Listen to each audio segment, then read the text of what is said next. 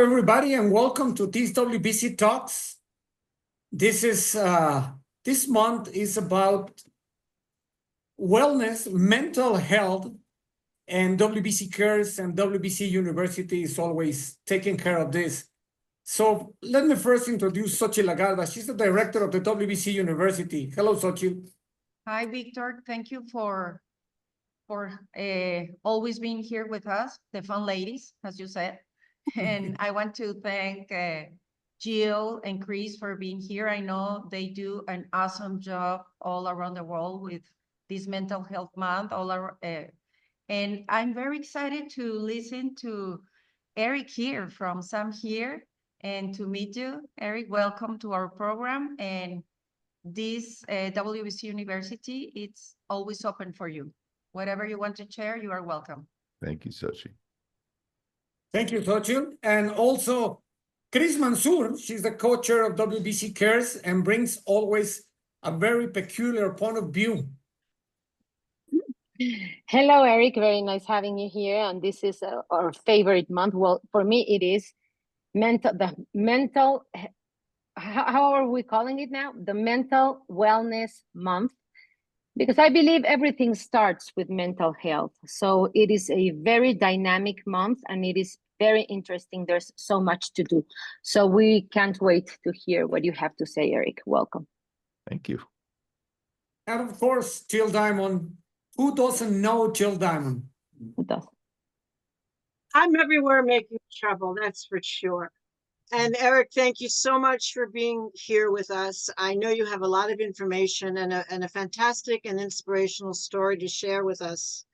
So let's just get to it, shall we? Everyone agree? All right. We agree.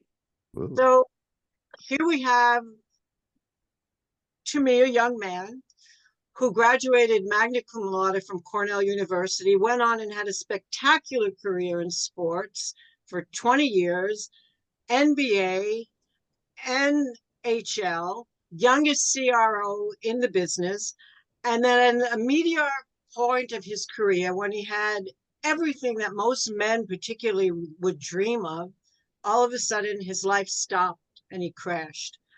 I don't know why, Eric, you've never said exactly if there was a triggering incident or whatever, but all of a sudden he went from the basketball court, the hockey arena to his bed for 2.5 years. Yeah. Tried every kind of therapy, finally found a therapy that worked for him, took that horrible situation and turned it into a nonprofit that inspires and helps people globally with real tools, real conversations, and an app now that you can use from the moment you get up to help you face the challenges of your day. So, Eric, welcome and thank you for being so open about what you've been through. Do you know what happened or why it happened? Is there something we need to check in with ourselves to know if something like this could happen to any of us? Yeah, I think, the question that you're asking, which I purposely tell the story almost out of order because the reveal is the big takeaway, right? In that when I had my crash, was 33 years old, when I was down in Florida, you said situationally I had everything that a young man would want, I think, or a young woman, depending on whatever your career is. I was living in South Beach. I was single. I was making the highest salary I'd made up until that point in my career. I was one step away from my dream job, which was being team president of a team.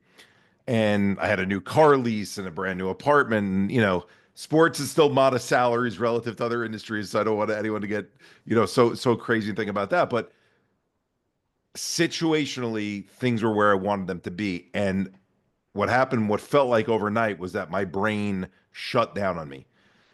I was presenting in a meeting and it was like light switch got turned off. And like I couldn't put sentences together, couldn't look at people in the eyes and have conversations. There was a gradual 2-week process where I was losing interest in things, didn't want to go out to see friends, didn't want to go to the gym, didn't want to watch my teams on TV. But it wasn't until that one day where it was like, wow, someone just pulled the plug in this brain computer of mine. What happened? And so telling the story that way draws people in because, well, how does that happen overnight? That doesn't sound so common. How could it possibly be that this crash happens? And so what did I do when it happened? I went back to New York. You know, Jill can appreciate this being in New York, is that when you grow up in the Northeast, you're told that the top doctors are in the Northeast. And this is not a knock on those doctors I'm going to talk about. I'm just going to tell you what we think. We think it's Harvard trained and Columbia trained and Cornell trained and Dartmouth trained doctors. And you go to the ones with the highest advanced degrees. And if you have the discretionary income to go meet with them, then you're lucky. And even if you have to come out of pocket, especially in the mental health space, or let's call it mental wellness, because of what Christine was saying, okay, well, whatever it costs to go find the right people, I want to fix this because I want to get back on the playing field, which is the playing field of business at this point.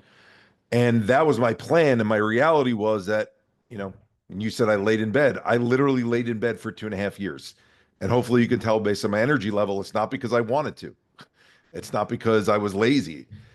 I had a complete disconnect where I'd wake up every morning and we take for granted that our brain goes, oh, I need to answer emails right now because some came in last night, or I should shower because last night it was hot and I sweat a lot, or my mouth tastes gross, I should brush my teeth.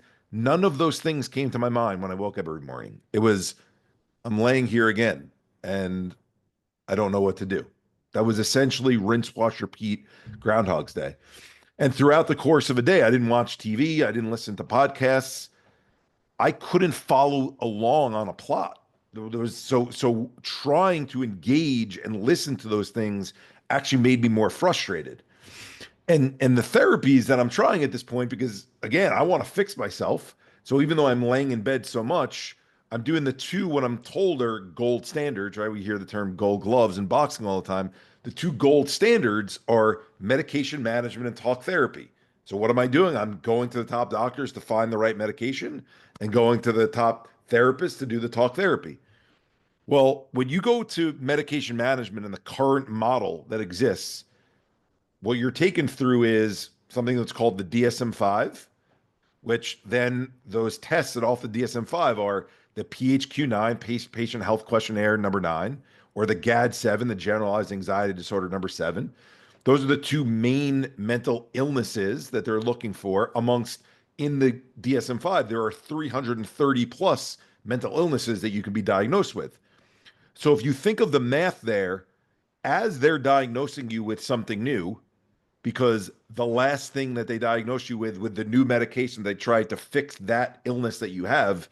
Oh, that didn't work. Okay, we tried a couple of medications. So it must not be that you have this mental illness, you have that mental illness instead.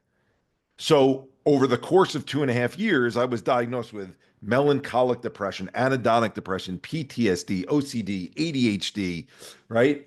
And they were even, you have bipolar 2, not bipolar 1, where you only have the down phase of it as opposed to the up phase of it.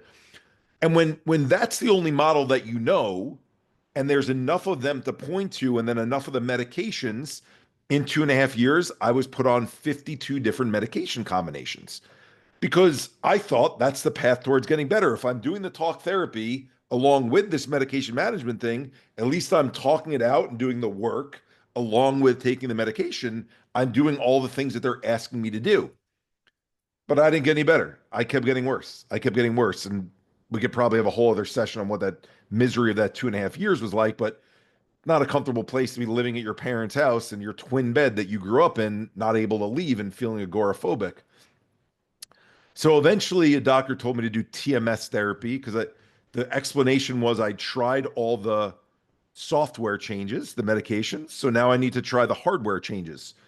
Hardware meaning the neurons in our brain that fire neurochemicals from one presynaptic neuron to a postsynaptic neuron, which allows us to have a thought, a feeling, a behavior, emotion, and action like punching. Well, it must be that the neurons aren't firing correctly. So let's do something to get them firing. And I did 23 sessions of that, 23 days in a row. It's $350 a session. So any savings I had is gone at that point. And I wake up on the morning of 24th, and I'm very open about this topic because I think it needs to be discussed. I'm sitting on my hands like this with my knees shaking because this thought, and the way I'm describing it is very important. The specificity of it is I didn't choose the thought. It's not something I was planning. I wasn't giving away possessions the way that we hear in the isms about what suicidality is. I didn't have a note that I was writing. My brain was just saying to me out of nowhere, didn't know where the thought came from, staring at a bottle of pills, swallow the bottle, swallow the bottle, swallow the bottle. Why am I at the point where I'm sitting on my hands and part of my brain is telling me to do it, and the other part of my brain knows not to do that and that I don't want that? So for anyone who's had ideations before, it's an important thing to share. You feel, speaking of boxing, imagine being in a ring with two boxers. So you have two boxers in your brain. One boxer is Floyd Mayweather and is a world champ and is able to bob and weave. Or let's use Mike Tyson because he's going to punch you out right in your face. And then you're this boxer who's never done weightlifting and never trained before.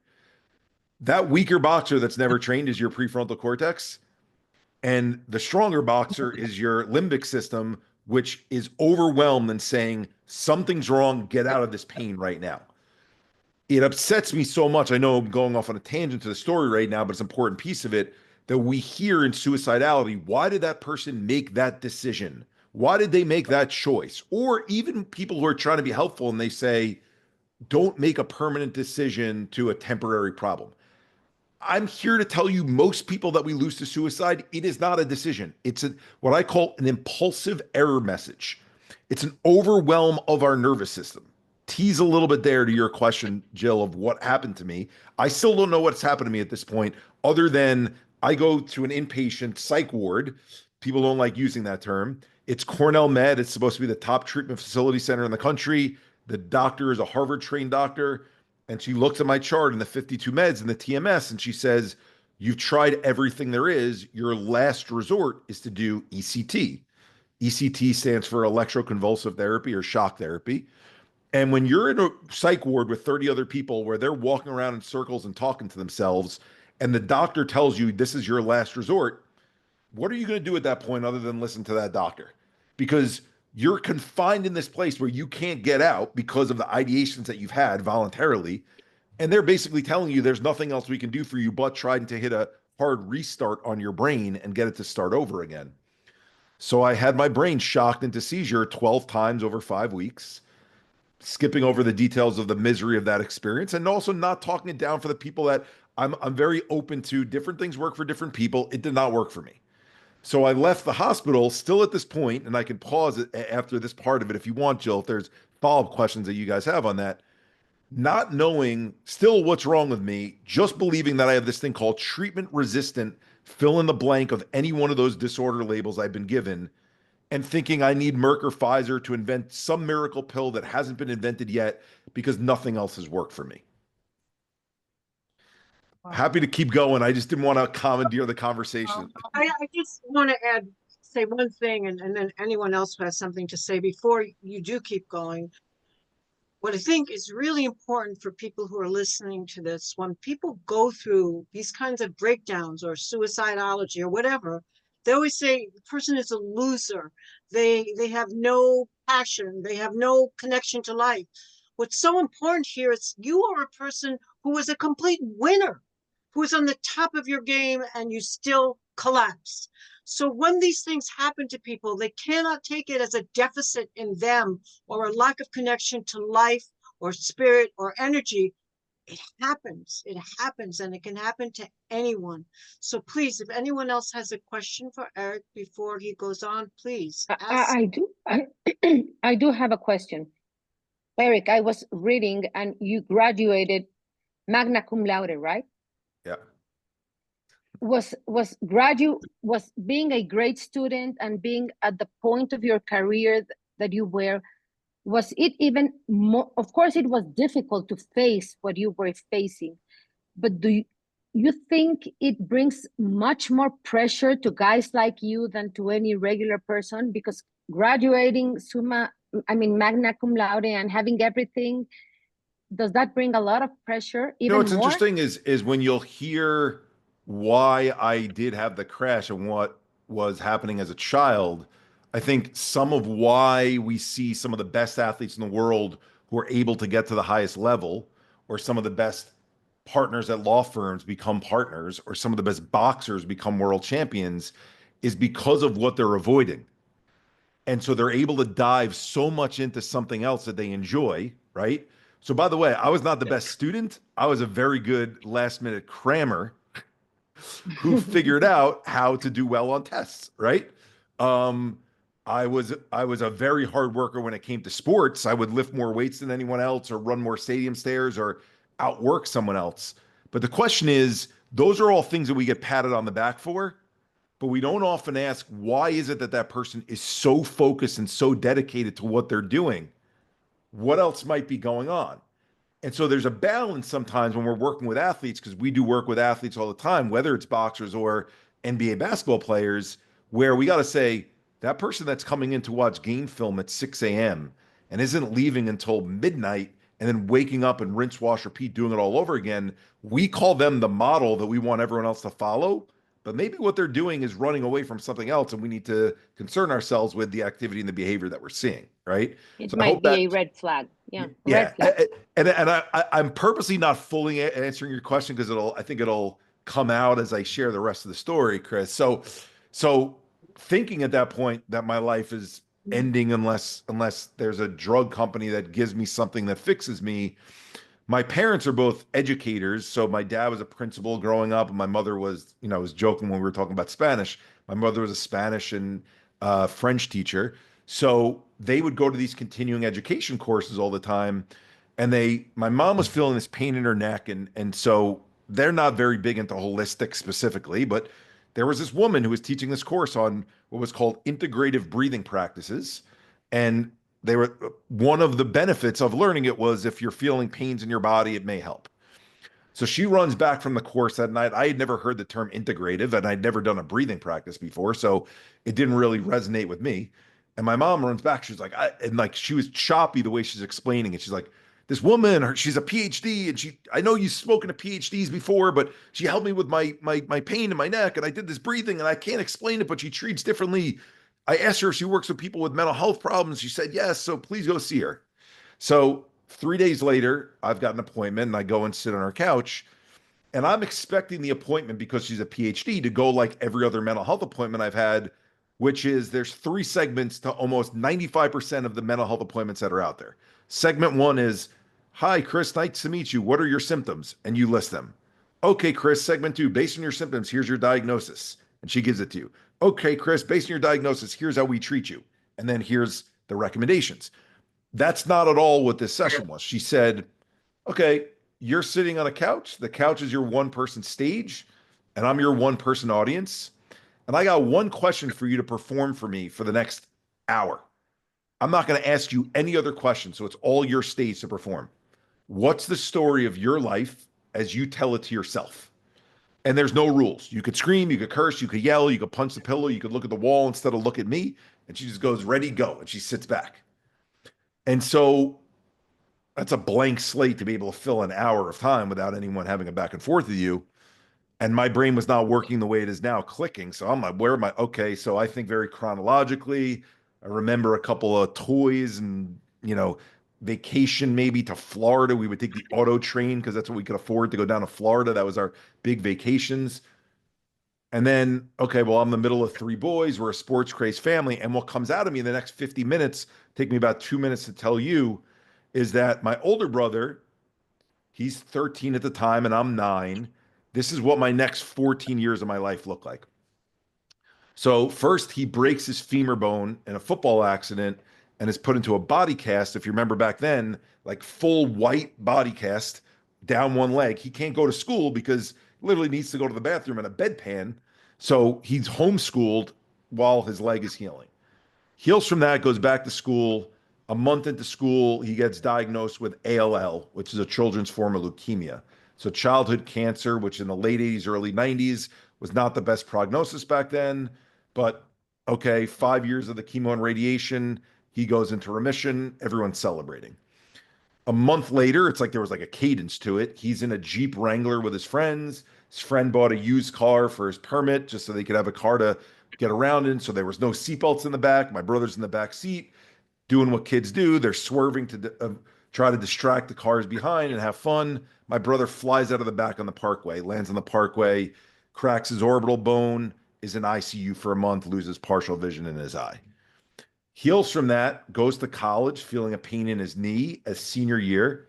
They do all the testing, blood tests come back that his childhood cancers now returned. So now that it's returned, they have to give him a stronger dose of the chemotherapy drugs, which fortunately 10 years later, the drugs are much stronger. So that's a good thing. He comes back downstate to Hofstra to go to law school while he's getting chemo. I go up to Cornell to go to school. And early in the semester there, I get a call from my father. You got to come back down. Todd, who is my brother, has got 105 fever. We got to bring him into the hospital. So I meet them at the hospital. The neurologist comes out and tells us your brother's body's gone into septic shock from the chemo treatments. The organs are attacking themselves and the body's shutting down. And so he's in a coma right now. And we don't know if he's going to wake or ever have any brain activity. But that's a decision for you and your family to make if you want to keep this tube breathing for him and hold out hope. So we make the decision that we're going to hold out the hope. And I'm driving back and forth between college. My parents are staying at the Ronald McDonald House next to the hospital. And that goes on for 3 months. Miracle, he wakes after 3 months, full cognitive faculties. I'll add a piece of the detail that I usually don't add because this is boxing. Even though he's got his full cognitive faculties, he's starting to say some weird things. They noticed that fluids built on his brain from him laying down for so long. They had to drill a hole and do shunts in his brain down to his stomach so that the fluid would drain that he lives with now. That's successful. Then his kidneys fail from being in the septic shock for so long. So he needs to go on dialysis. We all get tested to see who's the closest match. My father donates a kidney to him. That's successful. I get the job at the NBA thinking blank slate, real world, put this all behind me. And at 22, 23, and 24, 3 consecutive years, 3 of my close friends that I grew up with pass away back to back to back, either misdiagnosed or undiagnosed heart conditions, freak things. One guy running on a treadmill, one guy walking with boxes up a flight of stairs, one guy just dropped in his apartment. His parents hadn't heard from him for 2 days. And so now back to Jill's question. She said, well, what led to the crash? I'm still not thinking anything. I'm just sharing my story. There's 10 minutes to go in this hour-long session. And the psychologist stops me, Donna, and she says, hold on, what else happened to you as a child and a young adult that impacted your mental health that I need to know about? This is 2017 that this is happening. And I said, I don't know what you're talking about impacted my mental health. I came into your office. I'm 35 now. I had a chemical imbalance at 33 for the last 2.5 years. You asked me to tell you about my life. I started at age 4 talking about toys. I got up to age 24. From 24, where you just stopped me, until 33, I was running the sales departments for the Phoenix Suns, New Jersey Devils, and Florida Panthers. My brain was fine. My mental health was fine. It didn't impact my mental health. And so she stopped me and she said, okay, let me explain this to you in the 10 minutes that I have, what actually happened to you in Florida. She said, if you had a front row seat and you were an NBA executive and wearing a nice suit, and these 7-foot athletes were running up and down the court by the sideline and the sweat was flying off them and hitting your suit, or the ball went out of bounds and they dove for the loose ball and landed in your lap, your suit's going to get all sweaty. Good analogy with boxing, right? You're sitting ringside, sweat's flying off the boxers. You're going to go home after that 3-hour game, put the suit away to the dry cleaner, take a nice shower and put on a suit the next day. No one knows you were sweat on from the night before. But she said, you still had a front row seat. It just wasn't for an NBA basketball game. It was the game of life. And the game of life was represented by a muddy wrestling ring that your brother was in, and a muddy wrestling ring that your friends were in, and probably other muddy wrestling rings you haven't told me about in the 50 minutes that we've been here. But every move your brother and your friends were making to stay alive, wrestling that game of life, the mud was splattering and hitting you and splattering and hitting you and splattering and hitting you. It was caking up and building on you. But now Chris, this goes back to your question. You were so focused on everything else that was going on in the arena. The analogy that she gave me, what goes on in an arena, the Jumbotron and the LED lights and the music and the dancing, what she meant was being an athlete growing up and being a captain of every team and trying to win Scholar Athlete Awards and then getting jobs in professional sports and moving up the career ladder and thinking things like what Jill said in the bio, becoming the youngest chief revenue officer in sports at the time. Those were the things that my mind was focused on while I was taking my eye off of how that mud was kicking up and building on me, not for 3 hours like an NBA game or a boxing match, but not for 3 days or 3 weeks or 3 months or 3 years. For 33 years, I sat in that same seat. That mud caked up on me that when I was in Florida, that was what chronic stress and trauma is. It's the physiological and the biological changes that happen that disrupt the connection between your brain and your body that lead to you feeling this way. People, the term trauma has become normalized now. It wasn't back then, but even in it being normalized, people describe trauma as the events. Trauma was not the events. Trauma, what was happening in my body. And so it was a slow build. And even though I was functioning during all those years and maybe even highly functioning, what is 80% of a highly functioning person? It still looks like high functioning compared to other people. So you're not given a heads up as this slow build is happening. And then eventually the mud gets so heavy, it goes, all right, we're taking you down off the chair. You can't get up anymore. Sorry, you can't move. And so what I had, I came to figure out was something that's called dorsal vagal shutdown of my nervous system. If anyone follows a science, it's called polyvagal. There's 3 phases of our nervous system. We are in flexibility at the beginning between our sympathetic and our parasympathetic nervous system. Parasympathetic, rest and digest. I'm in the moment. I'm talking to my friends on Zoom. Sympathetic is, hey, hold on a second, guys. Someone just called and I got to take care of this. And we get into that stress response. But the flexibility is that I can move back and, oh, I just took care of this call. It's not that big a deal. Now I'm back talking to you. That's where most of us live, in balance between sympathetic and parasympathetic. The next phase is sympathetic dominance. Wow, okay, the phone keeps ringing. What happened with my brother? Brother got sick, brother got sick, brother got sick, brother got sick. What's happening in my brain? Feelings and thoughts and wonders about, is he going to keep getting sick? What happens if he dies? Are other people in my family going to get sick? So you stay locked in that second phase, that oversympathetic dominance. And just like if there's too many plugs in a computer, or too many plugs or programs open on a computer, or plugs in a power cord, what happens to that computer? It shuts down. That's what happens to our phone all the time. You've got too many programs open. It says, sorry, we're turning off. If the phone's in the sun for too long, sorry, you got to shut down. It's overheated. Our nervous system's the same way. It shuts down. But I didn't know this at the time. So it got named things like depression, anxiety, PTSD, OCD. The reality is there is no biological marker, and I'm not trying to knock anyone. And I know people find a lot of validation in believing they know what's wrong.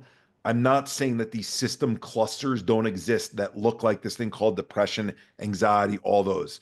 What I'm saying is we all have underlying genetics, but our genes need to be manifested in some way. That expression has to come from somewhere. So when your trauma builds and the nervous system starts to change, yours may look like that you have a lead blanket and you can't get out of bed. Mine may look like I get sweaty palms and it's hard for me to talk in front of people. And someone else might look like their brain becomes foggy. And it's a combination of each of these things. But where does it come from? It comes from a dysregulation of our nervous system from the buildup of chronically stressful and traumatic events over time. That means that this topic applies to every human on the planet, not people who just genetically have this thing called mental illness. I'll pause the story right there because if you want to go into why would then you- are we having, yeah. I know Sochi has been wanting to say something, and when she's done, please explain the 5 and 5 concept that Yeah, you. exactly. That's where I was going to go to, but please, Sochi. Sochi, please. Yeah, sorry, I was raising my hand because I was Oh, I'm listening. sorry too. No, and it's like I was listening to my mirror. I think I shared that with you. We don't know when to stop. And the game of our life always is reach you at some point. It reaches you. And some of us break out in one way and we get many signals from life. If we want to put this in like black and white, Yes. but we are not educated to listen to our body. We are not educated to listen to our mind, to ourselves. Last night, well, I'm not gonna share what, but Chris says, hey, girl, stop. Because I was about to break down, with so many responsibilities and everything. And I say, okay, so if I will ask you something, because I agree with everything you say, and I'm the one in charge of putting the mental health or whatever advices for the boxer. And this month, I made very, very simple advice to them, like things like time for yourself, learn to breathe. I even put some exercise up, learn to say no, learn to, have time for your friends, for your trainings, for this, for that, and whatever. I can share that to you. But Sure. one thing and one specific question I have, after all this collapse and your experience right now, is if your perspective on success and happiness have changed. Okay, what lesson have you learned from this? I'm like more like you say, like your mother, like, okay, I have a PhD in neuroscience and education, but I'm very holistic because I've learned that we need to learn from life in a new perspective, more holistic way. So the question will be, has your perspective of success and happiness changed? And what can you recommend or advise to Yeah. the athletes? Yeah. So thank you for the question. On the perspective piece, when you go 2.5 years without feeling any reward center whatsoever, the ability to even hug your niece and feel a sense of love towards another human being, the appreciation level that you gain for the smallest things make you realize that you don't need to win the lottery or your team to win game 7 of a championship game in order for you to have this incredible day. So from that perspective, I remember when I first started like getting feelings back, I wanted to give every dollar in my pocket to every single homeless person I saw on the street. Like your brain, your heart just starts glowing with this like, wow, the world's amazing, right? And it's all things that we take for granted because when things are clicking and going well, we're not looking at those little things. So I don't have to have like work doesn't need to be clicking where we got this great partnership or, our stuff got put out there on a major platform for me to have a great day. Now it's like, wow, I had a good talk with my friend and we caught up. That's such an amazing experience. Um, and then what you achieve from that perspective, like the whole concept of what maybe it's common to you is called the hedonistic treadmill. Like, and I'll use a bad word, but I'll just say the first letter of it. But the gentleman Mark Manson wrote that book, The Subtle Art of Not Giving a F. It was all about the fact that if you're chasing things, accolades, awards, cars, houses, there's no end to what you can keep chasing, so you never end up happy. Whereas when you're chasing what we all do on this call, which is making people's lives better, every single thing that we get feels amazing and it's not quantifiable. So you're constantly in a state of feeling, I don't want to say good because that makes it seem like utopian, but you have something of joy to be able to attain each day that you're not having to measure against something else. So I hope those perspective shifts have been helpful. I'll get to your answer on resources if you want. I know that Jill wanted me to go into the Yeah, 1 and I 5. would, instead of, in 2017, once you started to feel functional and connected to the world again, instead of going back to what you did, you went and started an organization that became global in terms of the mental wellness community and with absolute tools. Many of the ideas you have, I've heard from other people, but whatever your background is, you made them functional and useful for others. So the motivation and energy and spirit was still there inside of you. I would love for you to talk about that app. I would love for you to talk about your 5-in-5 concept. Yeah, for I sure. think that's helpful.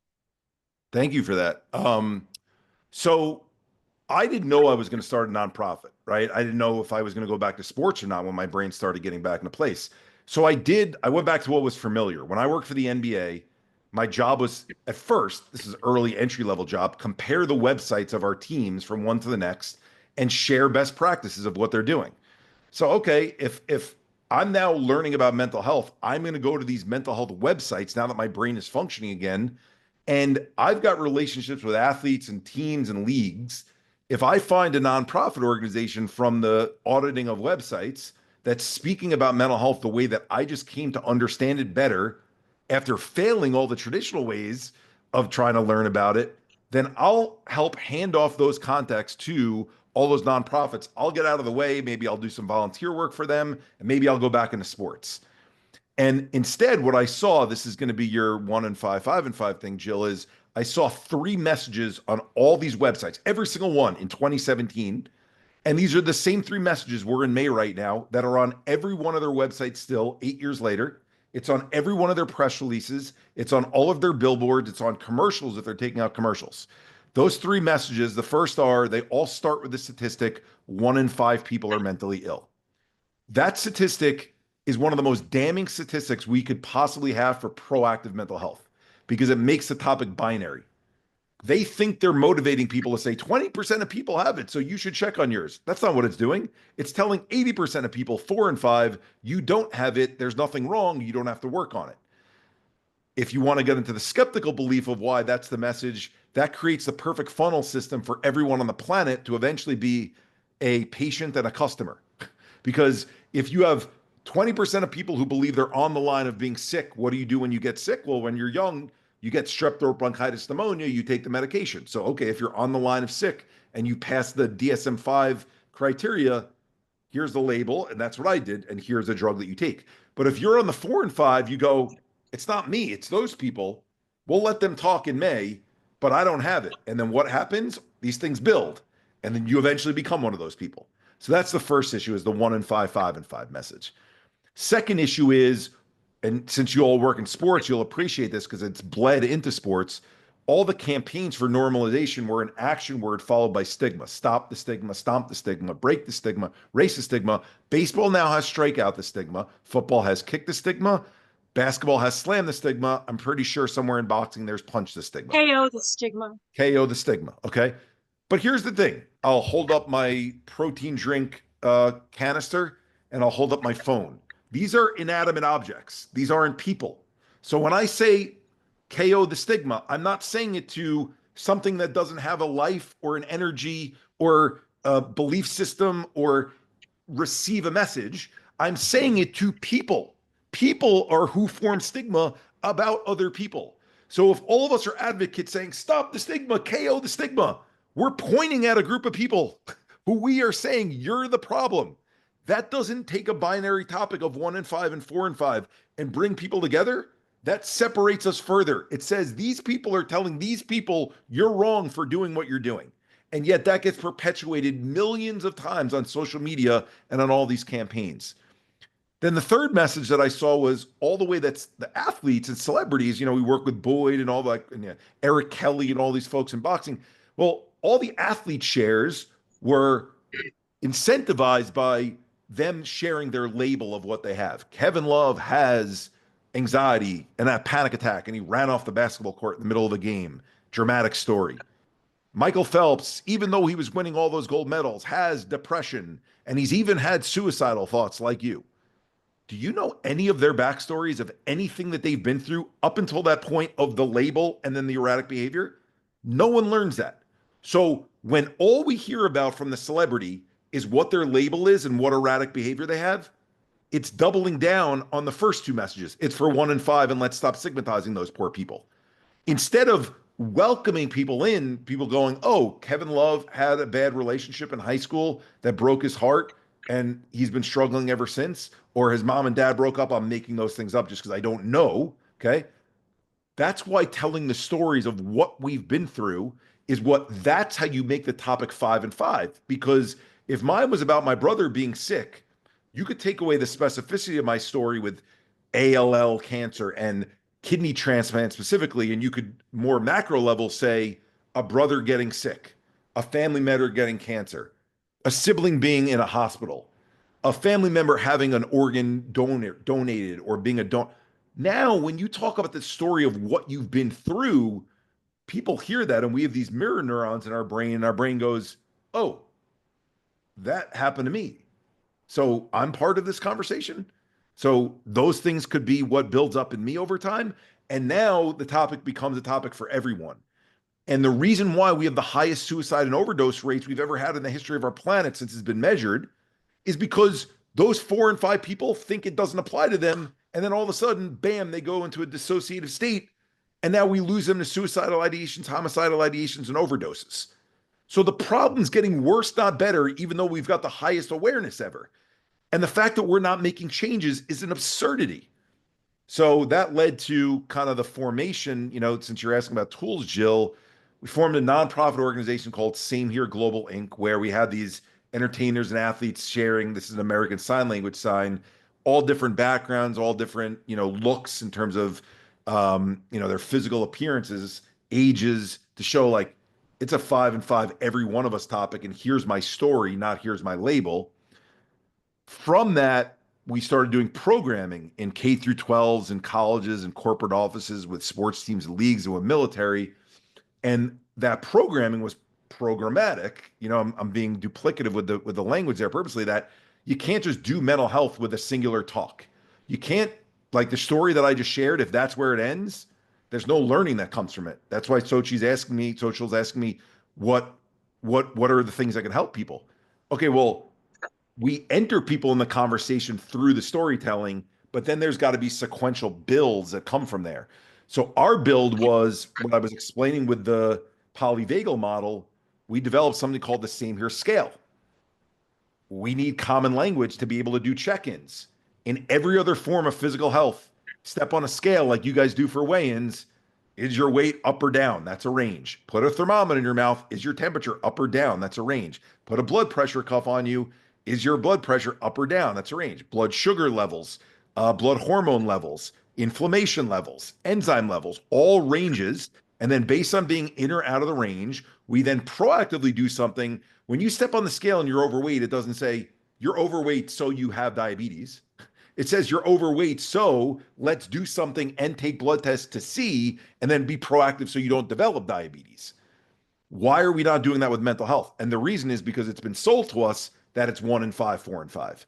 So our scale shows different states of the nervous system: thriving, gliding, surviving, fluctuating, struggling, sinking. There's emoji faces with each of them that show the different placements, and there's thoughts, feelings, and behaviors that come in underneath each one, so that people can start to identify, where am I at? What nervous system state am I in? Yeah, Jill, you were. Gilbert, can you please put up the picture of the app? Maybe that would help in terms of what Eric is saying right now. Yeah, I could describe it if it's up there. Yeah, it'd be easier. Gilbert? La pones, Gilbert, porfa. ¿Cuál es, perdón? La de la escala.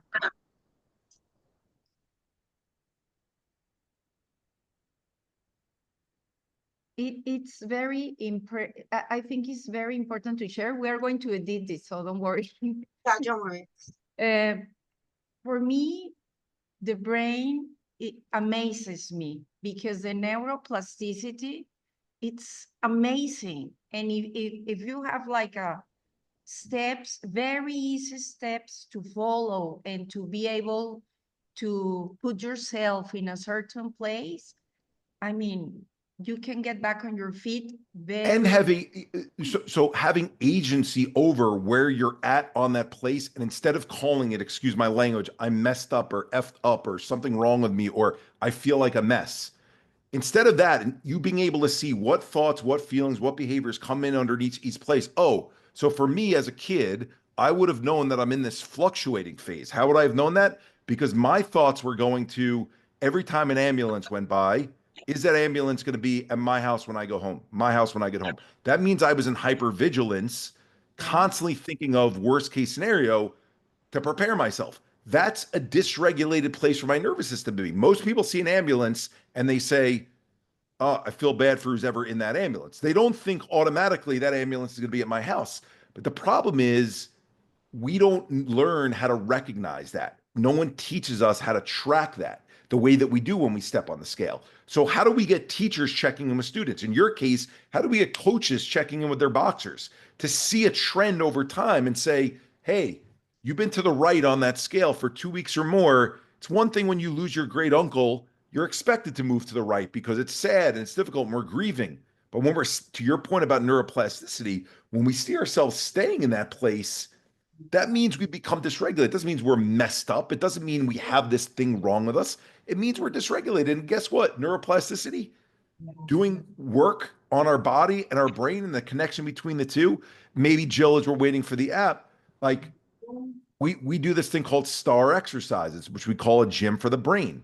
Actually, you guys will love this. We're doing it with the Nets at Gleason's boxing in Brooklyn coming up, where they're having us teach a Gym for the Brain course to a nonprofit group that's coming in. So what Gym for the Brain is it's a way to explain that just like when you go to the gym for your body, you don't just do bench press and go, oh, I've worked out. There's lat pull downs and tricep pushes and bicep curls. And even within bicep curls, there's a preacher curl versus a standing curl.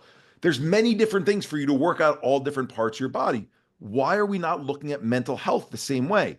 And the reason is because no one teaches us the science of your amygdala starts pinging with beta and gamma waves at high frequency.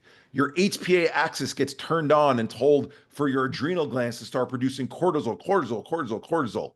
That starts to create something called chronic systemic inflammation, where you now have cytokines running throughout your entire body and your gut becomes porous. And now all of a sudden you're having a leaky gut and nutrients that would be going into your gut are not getting absorbed. And the bacteria is not the right bacteria and it can't send neurotransmitters up to your brain to make the neurochemicals that you need. Who teaches us that? Nobody. So, But yeah. But even when you know that, you don't want to be sick, you don't want to be weak. So sometimes you avoid that red flags and hoping that it just passes by. Sure. So, but Victor, when you learn that mental health is physical changes to your body, it becomes way less of the concept of stigma, which I hate using in a campaign. When you think what mental health is, that I'm a messed up person with demons in my head, look at what we did to people in the Middle Ages. We drilled holes in their head and tried to let blood flow out and say, we're going to get the demons out. That's where the stigma of mental health has come from over all these years. When you start to tell people, hey, you had parents that broke up when you were a kid. And by the way, what that did was it started to dysregulate your nervous system, because it would anyone. And dysregulation of your nervous system means that I'll use one example, your vagus nerve lost vagal tone. And so now your body's going into this hypervigilance phase where the vagus nerve is strict. It's not releasing acetylcholine. And if you do a breathing practice, it's going to start releasing acetylcholine again, and you're going to get back to a place of feeling calm. Okay, sign me up for doing that breathing practice because I want that acetylcholine released. That's a much easier thing to accept, that there's a structure of my body that I could work on, because something that I didn't have control over, my parents breaking up, affected me physically. Now I can accept that I can do exercises in the gym to get myself to a better place. That's much different than saying sit across the couch from someone, cry your eyes out because boo-hoo, something happened to you, right? And I'm not trying to be harsh to people who do talk therapy, but that's the issue of why people have the exact same feeling that you just described, Victor. No, absolutely. Gilbert, could you just go to the bottom so they can see the little emojis for the check-in? Oh, And so if this is what he has, what we can do is I can show on I can give you other visuals to go to. The ones on the bottom are the pillars that we teach. So when I was mentioning that when we do the education, so those 5 pillars, the circles, I can explain the chronology of those pillars. And then we can go to the top and I can explain, the emojis themselves. So thank the blue circle is what we call establishing culture foundation. So the takeaways from that first session are that mental health applies to everyone. It's a 5 and 5 topic, not 1 and 5. It lives across a continuum. It's not binary, and it's based on our life experiences, not based on disorders. We do that through vulnerable storytelling. So whether it's me telling my story, Boyd coming in, doing it together, we're sharing, this is what we went through. This is what it led to. And so think of your all stories with divorce and job loss and breakup and verbal abuse and sexual abuse and bullying and cyberbullying and sickness of loved ones and loss of loved ones. Everyone's part of that 5 and 5 group. When we do that session, what's in the blue there, we have 3 delivery mechanisms for each one of these circles. A presentation, which is kind of what I just shared, then a workshop where we do an activity where they take the concept that we shared in the presentation and they do the activity together to learn that key takeaway from that presentation. And then the third piece is a implementation session. How am I going to bring this to my athletes? How am I going to bring this to my students? How am I going to bring this to my employees in the office? So that's pillar 1 with the example of the 3 deliveries that happen underneath each pillar. And then I'll quickly just run through the other 4. Number two is that the polyvagal, it's teaching the scale, it's teaching the understanding that, okay, if all of us from number one, 5 and 5 are going through something, what's the common language we can use to check in with one another so we know where we're at? That's what we teach in pillar 2. Pillar 3 is the science. What are the things in the body, the structures that are changing? And if nothing else comes from that, if they don't learn the term HPA axis and amygdala and beta waves, doesn't matter. To Victor's point, the most important thing they take from that pillar 3 is, oh, wait a second. Mental health's not a gray cloud above me or just a chemical imbalance. It's all these different changes in my body. Okay, I can do something about it if it changes. Because if I tear my ACL, I go to the physical therapist and I work with that athletic trainer, physical therapist, and I strengthen the muscle back after the surgery or whatever it is. So I can do exercises that work on these changes in my body. Fourth pillar is, it's called senior soothing, because everyone knows about drugs and alcohol, but hoarding and vaping and cutting and burning and shopping and work, I'll raise my hand. All of us, every human on the planet is addicted to something or some things. We all go towards things that go towards pleasure and avoid pain. Sometimes we avoid it in a way of avoidance. Sometimes we avoid it in a way of covering up, like the drugs and alcohol. But the point is, we don't like the way we feel. Well, why don't we like the way we feel when we go through things? Because of what pillar 3 says, the changes that happen in the body. So what does cocaine do to cover that up? What does alcohol do to suppress a certain feeling? What does wine do? What does working give me a dopamine hit so that I'm not feeling all these things that I experienced with my brother? Oh, well, now I'm accomplishing things. This goes back to Chris's earlier point. And then the final pillar after that is the exercises. And the exercises are in the app. So when we're done here, we can just scroll up and I'll show the app. Is imagine having a gym in the palm of your hand to be able to go, what does tapping do to open up meridians in my body so that energy flows more? What does havening do to dampen that amygdala from pinging so that now instead of beta and gamma waves being high, those dampen and I have more alpha waves flowing? What does doing a certain yoga stretch do to create safety signals in my body so that when I'm doing a cat-cow stretch, that might look weird because my butt is up in the air and then my back is curved. But what is that doing? Well, what does a baby get done when they're feeling and they're dysregulated, they're anxious? A parent rocks that baby. Well, we don't have an adult to rock us right now. We can do that to ourselves. What is tension trauma releasing? TRE, where we can actually tremor stress and trauma from our fascia in our body, right? Animals do this in the wild all the time. We see animals doing this after they're chased. Why did they do that? Because the buildup of that cortisol, instead of allowing it to stick, they do things to literally tremor it and shake it out of their system. So what STAR is, it's an evidence-based explanation of what each of these different practices do to start to heal these affected parts of the body that we teach in Pillar 3. If you want to show the slide above it, it's only 1 or 2 pictures. No, could you go to the first slide, please? Or all right, Eric, could you just tell? Oh, here we go. Yeah, so if you make that a little bigger, so this is obviously only 2 screens of about 70 screens. I'm only sharing that to say there's a lot of features.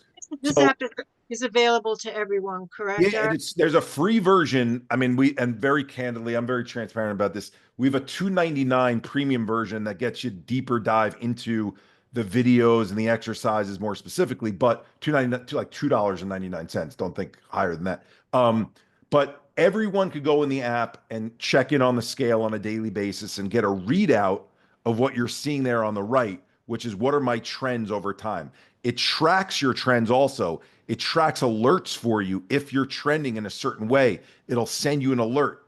You're able to create routines with push notifications where what you see in the bottom left, which is the exercise cards, the cards are explained through audios, through videos, through written explanations. So you learn how to do the exercises.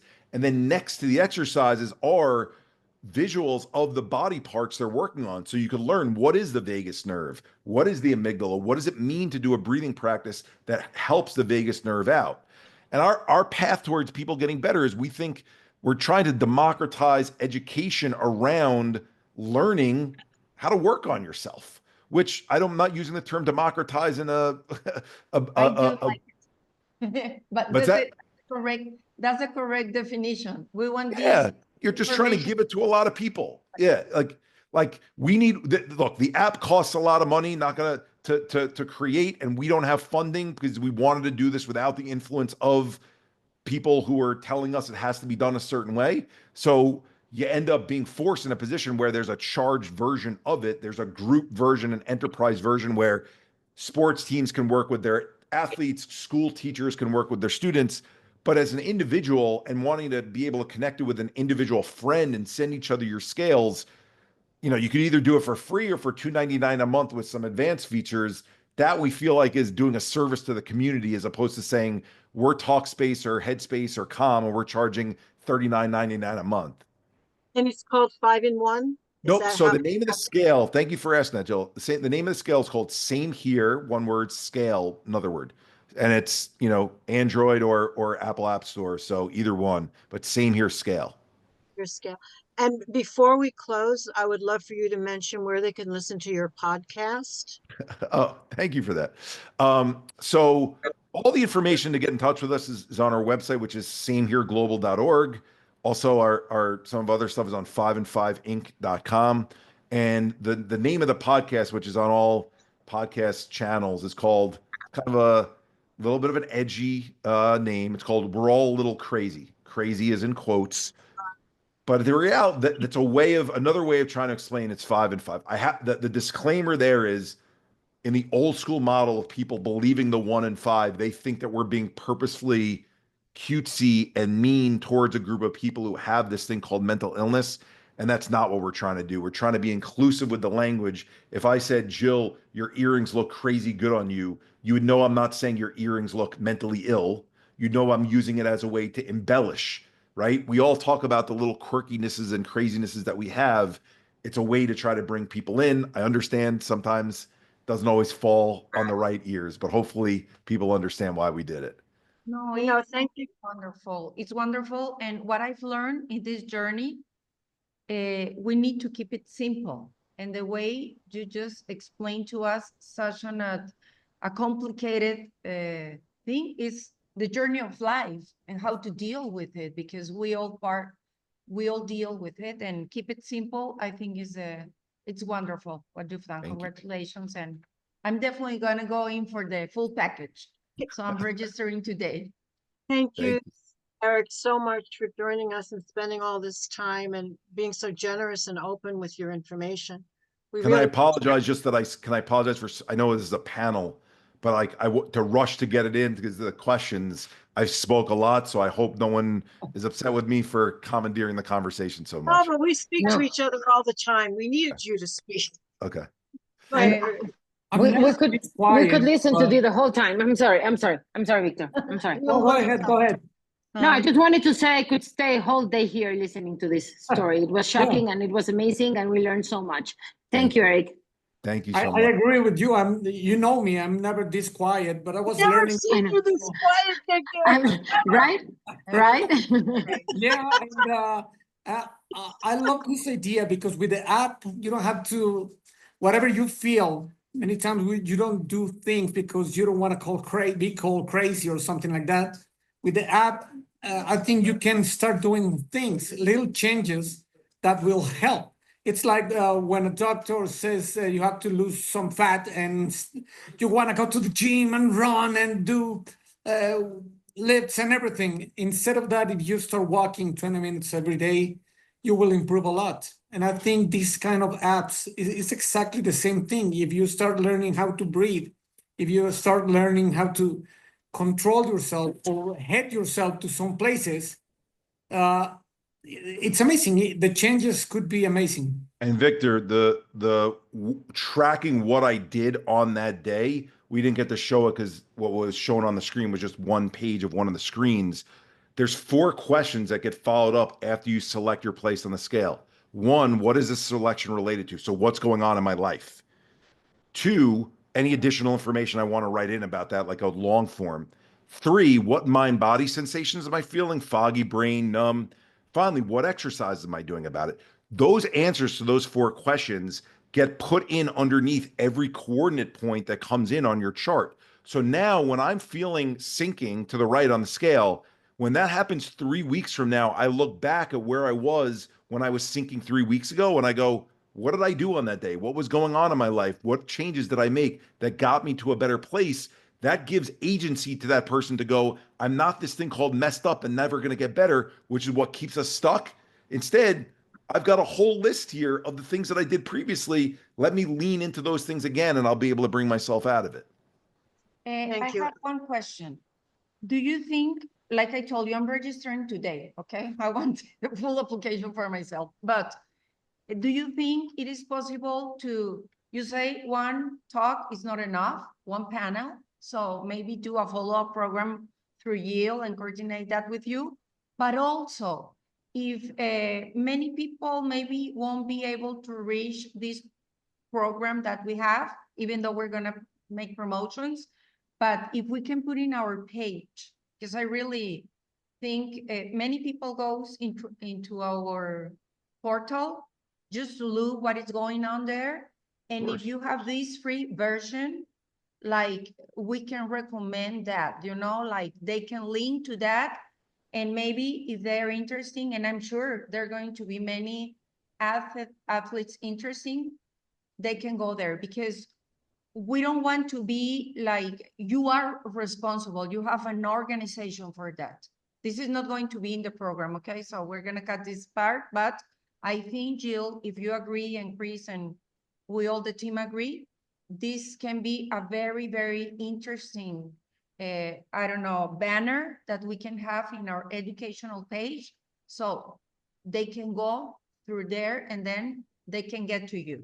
I don't know. Absolutely. I think so too. We should do that if Eric agrees to put his information in so people can I'd love go to. to his link. As the chronic over explainer, the one piece that I think you'll be more excited about is when the detailed videos are in there, as opposed to just the audios and the visuals. Those videos, as you could probably imagine, producing them in a professional, high quality way that'll be in an app takes a little bit of time. So what you'll see in it right now, you'll see the cards, you'll see the written explanations, you'll see the drawings, you'll see the body parts.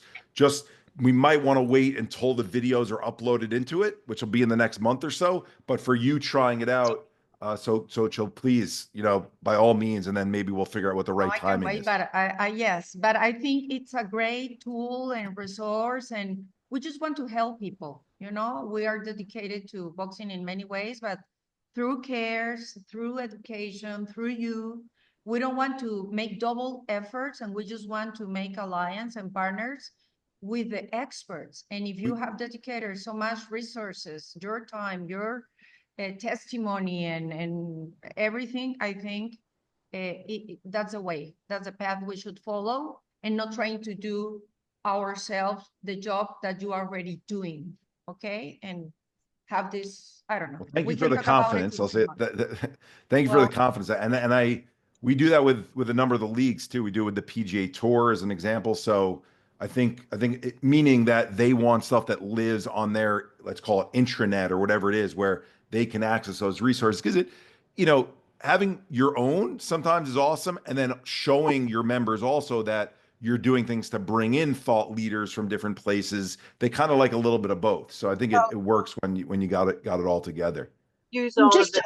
I'm sorry to interrupt. I'm driving now. So I only wanted to say that this is everybody must know this story. Everybody must know it can happen to anyone. I'm going to mute now, but I'm still listening. Okay. Thank Thanks, you. Chris. Victor, will you shut us down now, please? Yeah, okay. We'll keep going. So Victor, Yes, of course. And I think this was incredibly interesting. You have the tool there. Eric, your story is amazing. And I'm not sure where did you find the strength to keep on going Thank you. after you lost interest of about life, because if you lost interest in about your favorite team, you lost everything.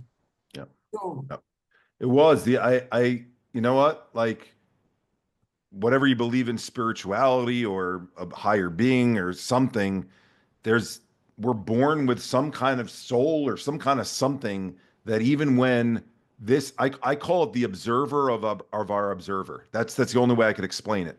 So our observer is our first part of our brain that says, I don't feel like I'm in the mood to do anything right now. And then the observer of the observer says, okay, so then what are you going to do about it? Right? And so that observer of the observer just kept talking to the first observer going, I know you feel like shit and nothing right now is connecting, but one day you're going to get over this. One day you're going to get over this. And so why does certain folks of us have that maybe stronger second observer? That I don't, hopefully don't mean that I'm appreciating you for saying that. Where is that? Is that a spiritual thing? Is it a soul thing? I don't know where it came from, but I do appreciate that it came with me in some kind of package. Thank goodness. Yeah, that would be like the supervisor and the manager. Yes, exactly. That's a Yeah. great analogy.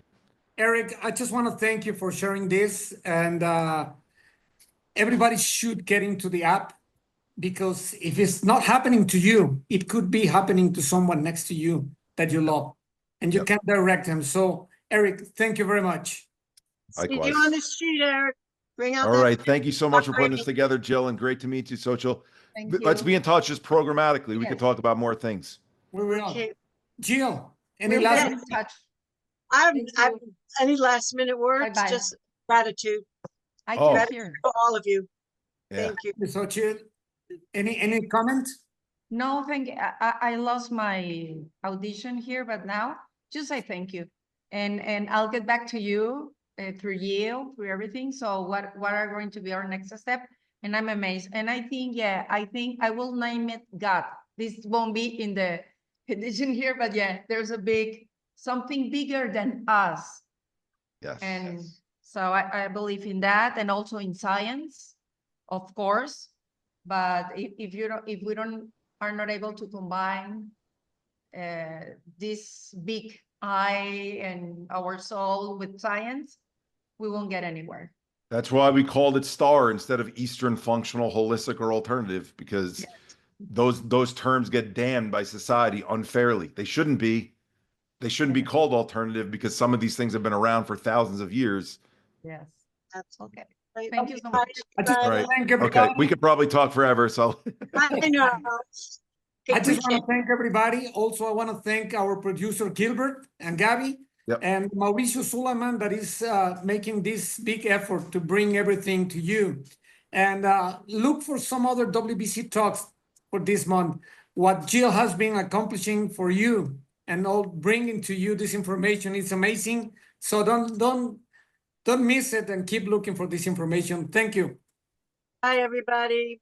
bye, everyone.